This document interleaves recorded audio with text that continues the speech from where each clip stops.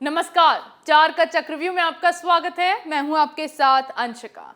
नेता हो या अपराधी, आतंकी हो या जिहादी, कौन किसके चक्रव्यूह में फंसा, इस शो में आपको विस्तार से बताएंगे। चक्रव्यूह में आज सबसे पहले बात एसआईटी के चक्रकाल में फंसी कांग्रेस की, क्योंकि एसआईटी के जरिए दाखिल किए गए हलफनामे में तीस्ता सीतलवाड़ पर बड़ा खुलासा किया गया है, जिसमें अब गुजरात दंगों में पीएम मोदी के खिलाफ साजिश के मामले में कांग्रेस के दिवंगत नेता अहमद पटेल का नाम सामने आया है। फिर बात करेंगे अजमेर पुलिस के चक्रव्यूह में फंसे गौहर चिश्ती की, जिस पर पूछताछ के दौरान कई बड़े खुलासे हुए हैं। चक्रव्यूह की तीसरी खबर में बात करेंगे पीएम मोदी के चक्रकाल में फंसे अरविंद केजरीवाल की, जिन्हें मोदी के बयान पर ऐसी मिर्ची लगी कि वो अपनी सरकार की फ्री पॉलिसियों पर सफाइयां देने लग गए। चौथी और आखिरी खबर में बात करेंगे कंगाली के चक्रव्यूह में फंसे श्रीलंका की, जिसके आर्थिक हालात बिगड़ने के बाद अब भारत ने मदद करने का आश्वासन दिया है।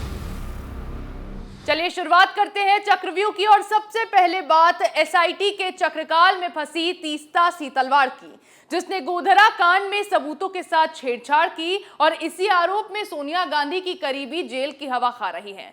लेकिन तीस्ता जेल से बाहर आने के लिए भी बेचैन है, जिसके लिए उन्होंने जमानत याचिका डाली थी। इसी जमानत याचिका के दौरान अब इस मामले में एसआईटी की ओर से कोर्ट में हलफनामा दाखिल किया गया है, जिसमें कई बड़े खुलासे हुए हैं। इन खुलासों में एक चौंकाने वाला खुलासा तो यह है कि मामले में अब सोनिया गांधी के वफादार और उनके राजनीतिक सलाहकार रहे कांग्रेस के दिवंगत नेता अहमद पटेल का नाम सामने आया है। और ये बात सामने आई है कि नरेंद्र मोदी को फंसाने के लिए रची साजिश के सूत्रधार कांग्रेस नेता अहमद पटेल थे। तीस्ता सीतलवाड़ आईपीएस संजीव भट्ट और पूर्व डीजीपी आरबी श्रीकुमार को इस साजिश को अंजाम देने का जिम्मा सौंपा गया था। इस काम के लिए तीस्ता को 2 बार पैसे दिए गए थे और साजिश को अंजाम देने के लिए कुल रकम अहमद पटेल ने 30 लाख रुपए की दी थी। इस पूरी साजिश में पीएम मोदी ही नहीं बल्कि कई बेगुनाहों को निशाने पर लिया गया था। तीस्ता की जमानत का विरोध करते हुए एसआईटी ने इस मामले में 2 गवाहों को भी कोर्ट में पेश किया। दंगों के बाद तीस्ता की अहमद पटेल और केंद्र में यूपीए की सरकार के कुछ नेताओं से भी उस वक्त मुलाकात हुई और पीएम मोदी के खिलाफ इस पूरी साजिश को रचा गया। लेकिन सवाल यह है कि अहमद पटेल ने यह सब तीस्ता सीतलवाड़ से क्यों करवाया। इसका मतलब साफ है कि इस मुलाकात का मकसद गुजरात भाजपा के सीनियर नेताओं को फंसाना था और इस प्लानिंग के तहत गुजरात की तत्कालीन भाजपा सरकार को भी अस्थिर करना था। एसआईटी का दावा है कि 2007 में केंद्र सरकार ने तीस्ता सीतलवाड़ को पद्मश्री सम्मान उनके गुजरात सरकार पर दुर्भावनापूर्ण आरोपों के चलते दिया था। लेकिन यह भी सवाल जहन में आना लाजमी है कि तीस्ता सीतलवाड़ ने यह जोखिम भरा काम किया क्यों था। जाहिर तौर पर तीस्ता ने ऐसा अपने राजनीतिक करियर को बनाने और राज्यसभा की सीट पाने के लिए किया था। इस बात की गवाही एसआईटी की ओर से पेश किए गए गवाह ने भी दी है।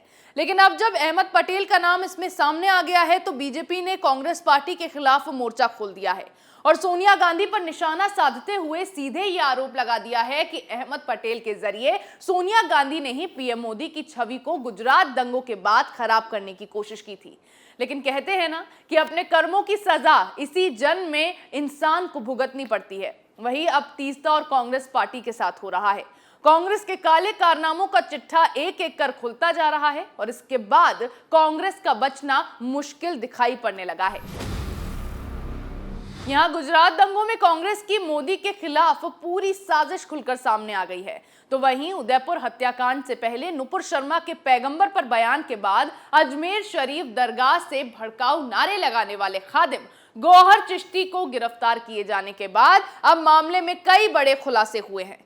गिरफ्तारी के बाद गौहर को कोर्ट में पेश किया गया, जिसके बाद उसे 22 जुलाई तक पुलिस रिमांड में भेज दिया गया है।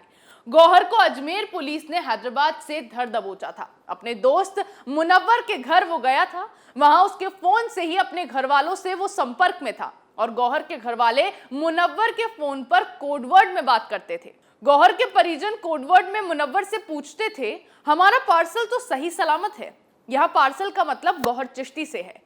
ऐसी कई कॉल डिटेल्स के आधार पर पुलिस को गौहर का सुराग मिला था।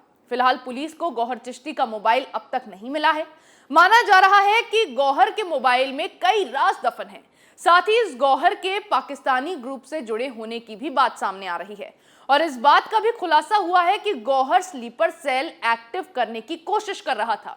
पुलिस पूछताछ में यह भी सामने आया कि गौहर अजमेर में एक संस्था से भी जुड़ा हुआ था। इन सभी खुलासों के बाद गौहर चिश्ती के पाकिस्तान कनेक्शन सामने आने से इस मामले में भी पाकिस्तान की भारत के खिलाफ बड़ी साजिश की बू आने लगी है।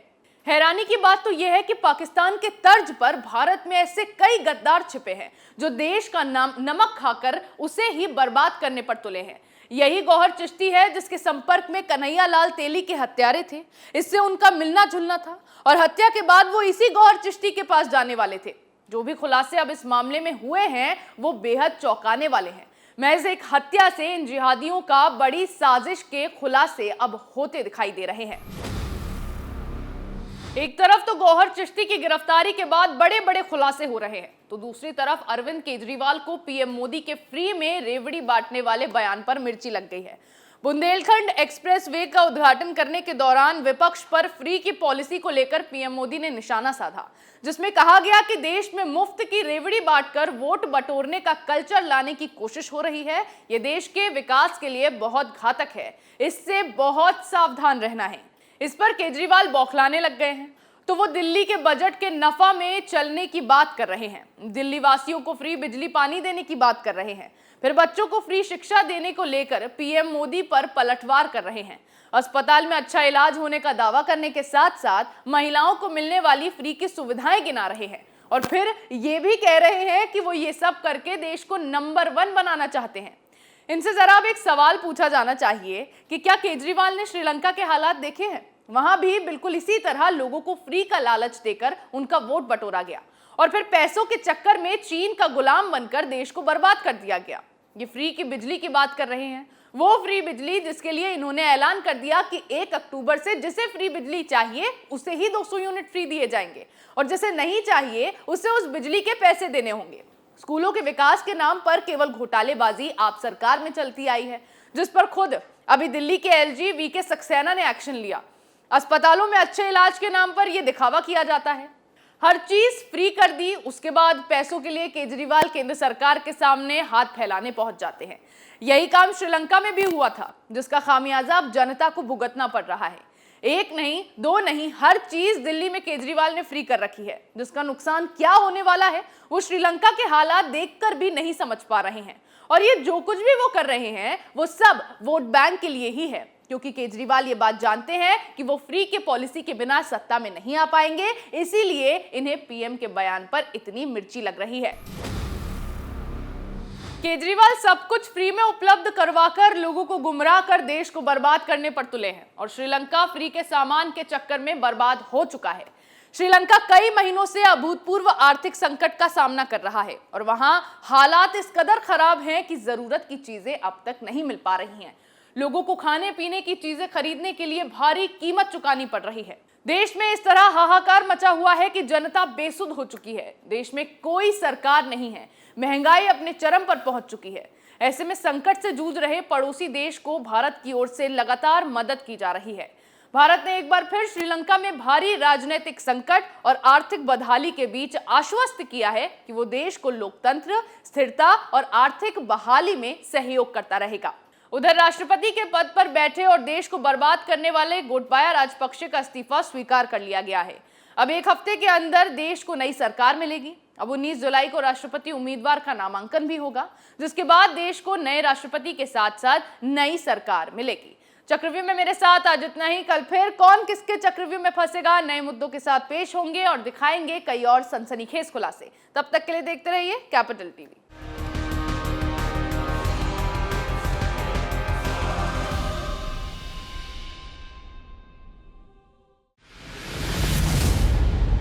मैं राजनीति करता नहीं, पर राजनीति को बहुत गहरे तक समझता हूं। मैं लोगों के बीच रहता हूं, लोगों के मन को अच्छे से जानता हूं।